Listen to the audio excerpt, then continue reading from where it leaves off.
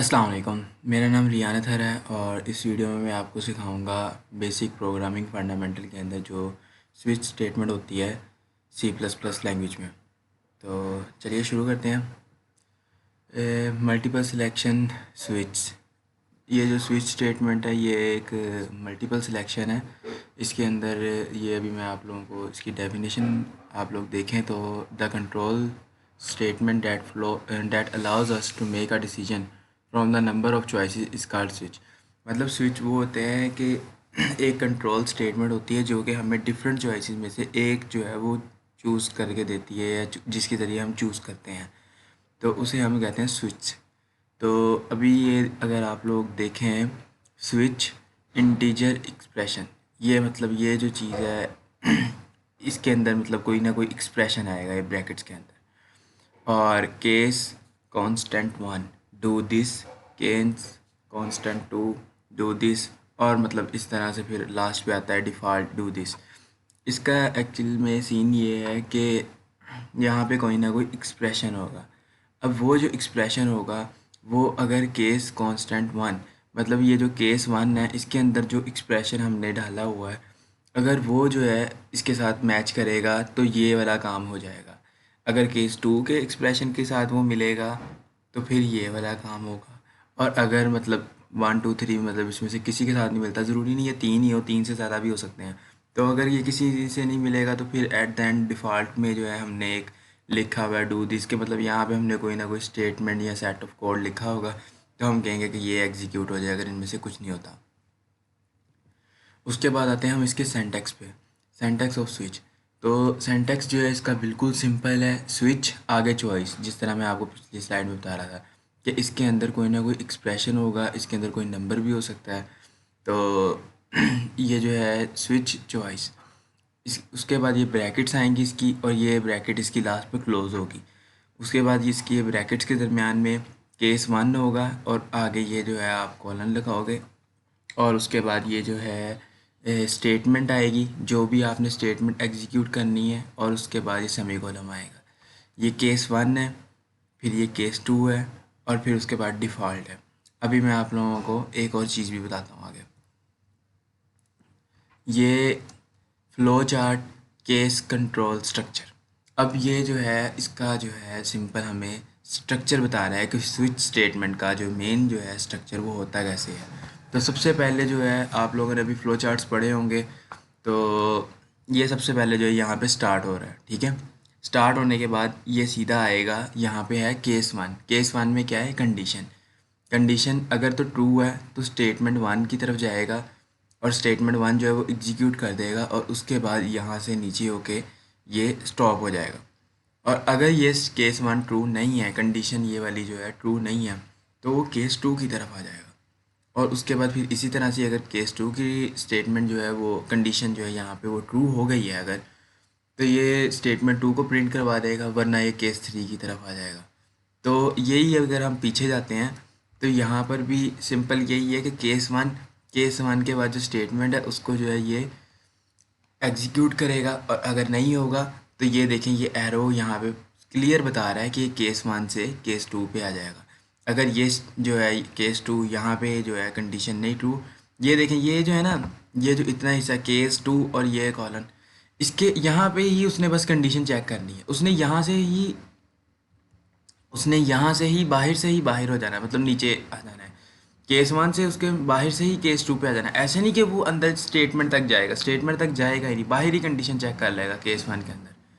ठीक, अभी आप लोगों को मैं आगे ये ब्रेक जो लिखा हुआ है यहाँ पे, अभी मैं आप लोगों को बताता हूँ ये ब्रेक असल में होता क्या है।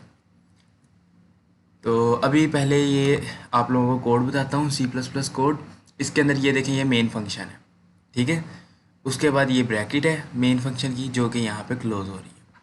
उसके बाद int I equal to two, अब यहाँ पे मैंने एक वेरिएबल डिक्लेयर किया है इंटीजर टाइप का जो कि आई है, और उसकी वैल्यू जो है वो टू सेट कर दी है मैंने।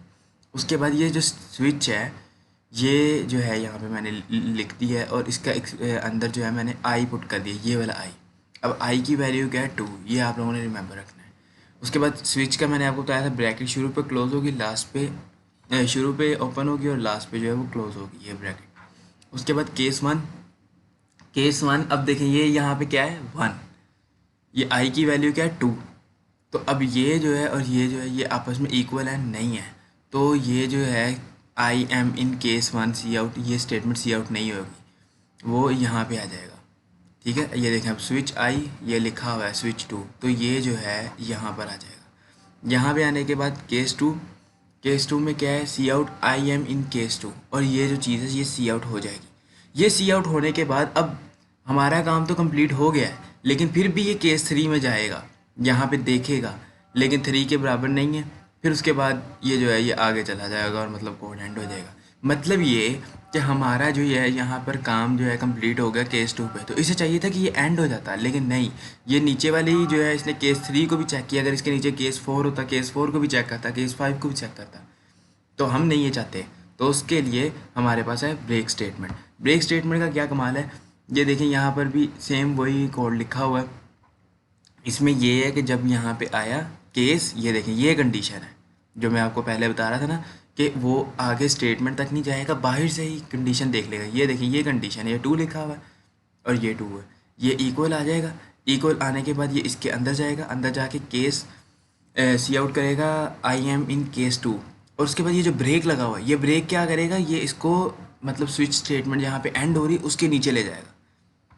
ये देखें यहाँ पे स्विच स्टेटमेंट स्टार्ट हो रही है, यहाँ पे एंड हो रही है, तो इसके भी नीचे ले जाएगा ये से ब्रेक जो है। तो ब्रेक से ये फ़ायदा होगा, अगर ये जो है आई जो है ये 2 नहीं होता, ये फॉर एग्जांपल 5 होता, तो केस 2 3 इसके बाद 4 होता, ये सबको बारी बारी चेक करता, पे आने वाले का हर किसी को चेक करेगा। लेकिन जहाँ ही हमें मतलब इसकी जो है कंडीशन जो है वो ट्रू हो जाएगी, ये फ़ौरन एंड पे चला जाएगा। ऐसे नहीं होगा कि ये फिर भी आगे से आगे जो है मतलब चेक करता रहे एंड तक। इससे क्या होगा, इससे आपके जो कंपाइलर है उसका जो है बहुत ज़्यादा टाइम जो है वो बच जाएगा। और इसी तरीके से ही मतलब छोटी छोटी चीज़ों को नोट करके हमारे जो प्रोग्राम्स होते हैं वो मोर एफिशिएंट बनते हैं और ज़्यादा जो है वो तेज़ होते हैं, मतलब जल्दी जल्दी एग्जीक्यूट होते हैं। उसके बाद ये अब एक एग्जांपल है इंट मेन। अब इंट मेन में है मैंने एक ले लिया है नंबर इंटीजर, दो मैंने अब यहाँ पे जो है वेरिएबल्स बना लिए, एक इंटीजर टाइप के, एक है फर्स्ट नंबर एक है सेकंड नंबर। अब चार जो है चार करेक्टर टाइप का मैंने एक ओपी जो है वेरिएबल बनाया है जिसका नाम मैंने ओपी रखा है। ठीक है, उसके बाद मैं सी आउट कर रहा हूँ प्लीज़ इंटर फर्स्ट नंबर। अब सी इन में क्या करेगा, ये जो फर्स्ट नंबर मैंने यहाँ पे लिख दिया, ये यूज़र अपने कंप्यूटर से, जो भी बंदा कंप्यूटर चला रहा है वो अपने कंप्यूटर से नंबर इंटर कर देगा। उसके बाद फिर यहाँ पे दोबारा से जब वो जैसे ही वो इंटर करके हटेगा, नंबर लिख के इंटर का बटन दबाएगा, उसके बाद फ़ौरन से उसको ये जो है अगली लाइन जो है ये सी आउट होगी प्लीज़ इंटर सेकंड नंबर, वो सेकंड इंटर करेगा, नंबर इंटर करेगा। फिर उसके बाद उसको फ़ौरन से आएगा इंटर ऑपरेटर, कि ऑपरेटर इंटर करो, मतलब आप प्लस इंटर करो, माइनस इंटर करो, मल्टीप्लाई इंटर करो, डिवाइड इंटर करो, तो वो सी इन ऑप्शन कर देगा। इसके बाद क्या होगा, इसके बाद अब ये जो है आपकी ये स्विच के अंदर ओपी लिखा है। अब आप देख सकते हैं यहाँ पे ये चार जो था ये ओपी था, ये जो सी इन किया ये भी ओपी है। अब ये ओपी के अंदर कौन सी वैल्यू आई है ये हमें नहीं पता, ये यूज़र को पता है कि उसने क्या इंटर किया है। अब वो दो रकमों का कोई भी जो है रकमें हैं उनका वो प्लस करना चाहता है, उनको माइनस करना चाहता है, उनको मल्टीप्लाई करना चाहता है, डिवाइड करना चाहता है, ये तो उसे पता है। हमने मतलब एक जनरल कोड बना दिया है कि जिसपे यूज़र जो है वो कुछ भी कर सके। तो अब ये अगर प्लस पे आता है तो cout first number plus second number, तो पहले नंबर को, और ये जो है प्लस मतलब सेकंड नंबर को। अब अगर तो यहाँ पे ऑप्शन में प्लस होगा तो वो इसमें आएगा, यहाँ पे आएगा, वो आके देखेगा यहाँ पे प्लस है, इधर भी प्लस है। अगर प्लस प्लस है तो वो क्या करेगा, first number plus second number इसको सी आउट करा देगा और ब्रेक करके एंड पे चला जाएगा, और हमारा जो है ये ख़त्म हो जाएगा प्रोग्राम, क्योंकि अभी इससे आगे तो कुछ नहीं लिखा हुआ।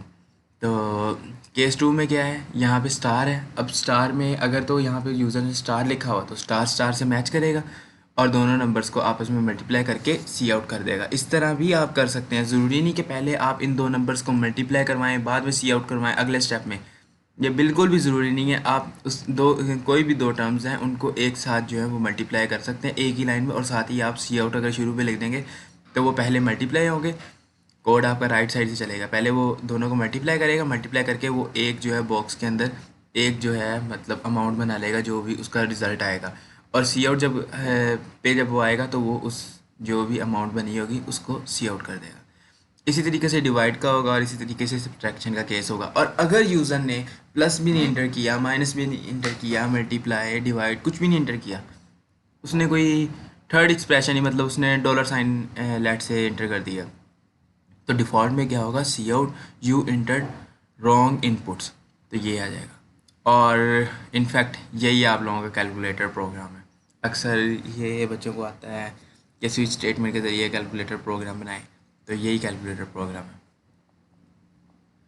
अब एट द एंड मैं आप लोगों को कहूँगा कि बहुत ज़्यादा शुक्रिया इस वीडियो को देखने का। मुझे आई होप कि यू लाइक द वीडियो, और अगर आपको वीडियो पसंद आई है तो इस वीडियो को अपने फ्रेंड्स के साथ, अपनी फैमिली के साथ शेयर करें। और उसके अलावा अगर आप लोगों को कोई भी क्वेरी है तो आप लोग कमेंट में मुझसे पूछ सकते हैं।